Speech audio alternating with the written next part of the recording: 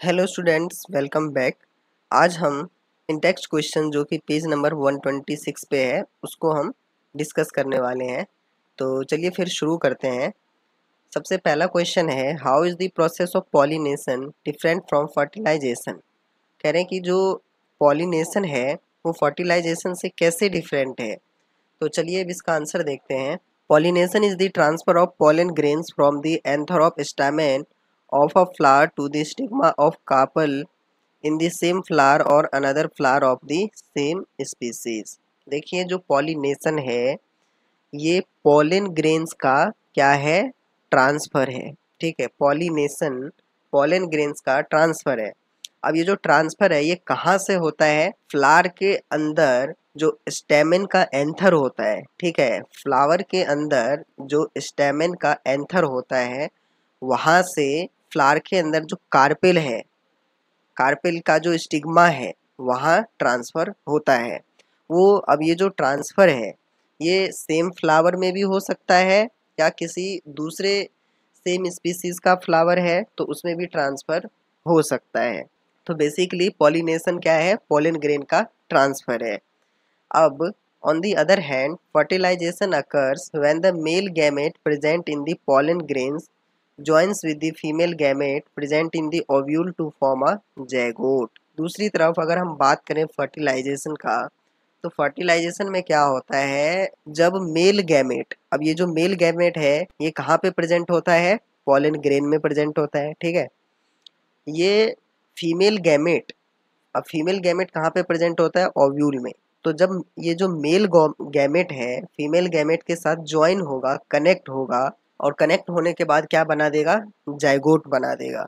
तो ये होता है फर्टिलाइजेशन का प्रोसेस। मतलब फर्टिलाइजेशन में मेल गैमेट फीमेल गैमेट के साथ कनेक्ट होता है, ज्वाइन होता है।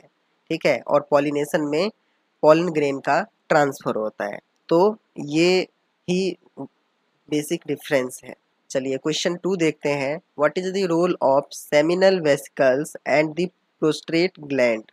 कह रहे हैं कि जो सेमिनल वेसिकल्स है और जो प्रोस्टेट ग्लैंड है इनका क्या रोल है।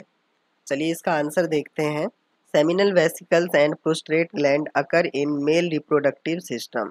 ठीक है, देखिए जो सेमिनल वेसिकल्स होते हैं और जो प्रोस्टेट ग्लैंड होता है ये मेल रिप्रोडक्टिव सिस्टम में होता है। The seminal vesicles and prostate gland add their secretions to the vas deferens which carries sperms from the testis. देखिए अब ये जो सेमिनल वेसिकल्स है और ये जो प्रोस्टेट ग्लैंड है इनके अंदर से जो सिक्रेशन होता है ना, वो कहाँ पे होता है, कहाँ पे ऐड करते हैं इन सिक्रेशंस को, ये वेस्ट डिफरेंस के अंदर। अब ये जो वेस्ट डिफरेंस है ये क्या करता है, इसका क्या काम है, जो टेस्टिस के अंदर जो स्पर्म्स है ना उसको कैरी करना। The secretions of seminal vesicles and prostate gland provide nutrition to the sperms and also make their further transport easier.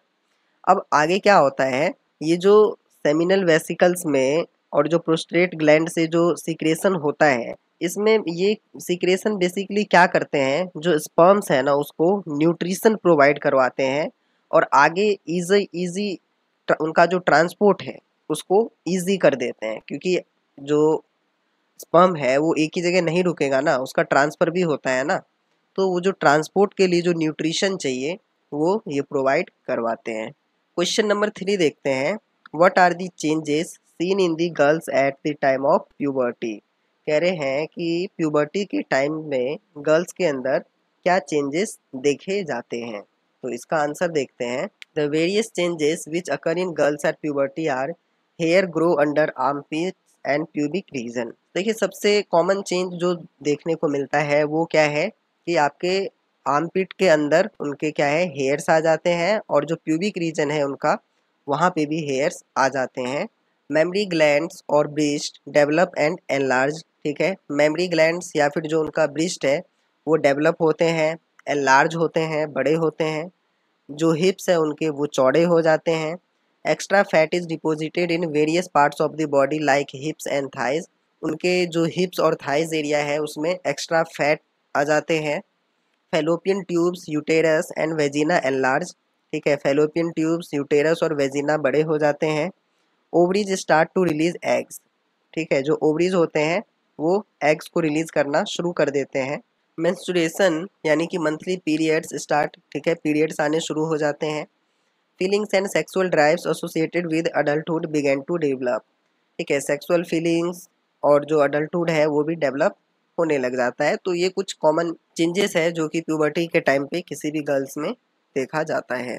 अब नेक्स्ट क्वेश्चन देखते हैं, question number 4, how does the embryo get nourishment inside the mother's body, ठीक है, कह रहे हैं कि जो एम्ब्रायो है मदर्स बॉडी के अंदर उसको नरिशमेंट कैसे मिलती है। चलिए इसका आंसर देखते हैं। The embryo gets nutrition from the mother's blood with the help of a special tissue called placenta. जो एम्ब्रायो है इसको जो न्यूट्रिशन मिलती है वो मदर के ब्लड से मिलती है, डायरेक्ट नहीं मिलती। इसके लिए एक टिश्यू है जिसका नाम है प्लेसेंटा, वो हेल्प करता है। Placenta is a disc shape tissue which is embedded in the uterus wall, यानी कि यूटेराइन वॉल। प्लेसेंटा का शेप कैसा है, डिस्क जैसा शेप है, ठीक है, और ये कहाँ पे रहता है, यूटेरस वॉल में, यानी कि यूटेराइन वॉल में। It has villi on the embryo side of the tissue, इसके अंदर विली होते हैं, किस साइड को होते हैं, एम्ब्रायो साइड की तरफ होते हैं, टिश्यू के एम्ब्रायो साइड की तरफ, ठीक है। On the mother side are blood spaces which surrounded the villi, और मम्मी के साइड से क्या होता है कि जो ब्लड स्पेस होते हैं ना, जो ब्लड स्पेस होते हैं वो किसको सराउंड किया रहता है, विली को सराउंड किया रहता है blood space. Placenta provides a large surface area of glucose and oxygen to pass from the mother to the embryo. इसके अलावा प्लेसेंटा क्या प्रोवाइड करता है, लार्ज सरफेस एरिया, किस चीज़ का, ग्लूकोज और ऑक्सीजन का, ताकि जो मदर है मदर से कहाँ पे पास हो जाए, वो एम्ब्रायो में पास हो जाए। The developing embryo also produces waste substance which can be removed by transferring them into the mother's blood through the placenta, ठीक है। जो डेवलपिंग एम्ब्रायो होते हैं वो क्या करते हैं, कुछ वेस्ट सब्सटेंस को प्रोड्यूस करते हैं, और इसको रिमूव कैसे किया जाता है, तो वही सेम ब्लड के थ्रू किया जाता है, ठीक है, और उसमें जो रोल होता है प्लेसेंटा का रोल होता है, ठीक है। मतलब जो वेस्ट सब्सटेंस है वो ब्लड क्या करता है, उसको प्लेसेंटा तक पहुंचा देता है और प्लेसेंटा फिर उसको बॉडी के बाहर रिमूव कर देता है। लास्ट क्वेश्चन है, if a women is using copper T will it help in protecting her from sexually transmitted disease. कह रहे हैं कि अगर कोई वुमेन कॉपर टी यूज़ कर रही है तो क्या ये एसटीडी यानी कि सेक्सुअली ट्रांसमिटेड डिजीज से उसको प्रोटेक्ट करेगी। तो इसका आंसर है no, the use of copper T for contraception will not protect a women from sexually transmitted disease, ठीक है, copper T sexually transmitted disease से उसको प्रोटेक्ट नहीं करेगी। तो यही थे इस पेज के क्वेश्चंस। आई होप कि आपको समझ में आए होंगे। अगर फिर भी कोई डाउट रह जाता है तो आप नीचे कमेंट सेक्शन में कमेंट कर सकते हैं। Thank you.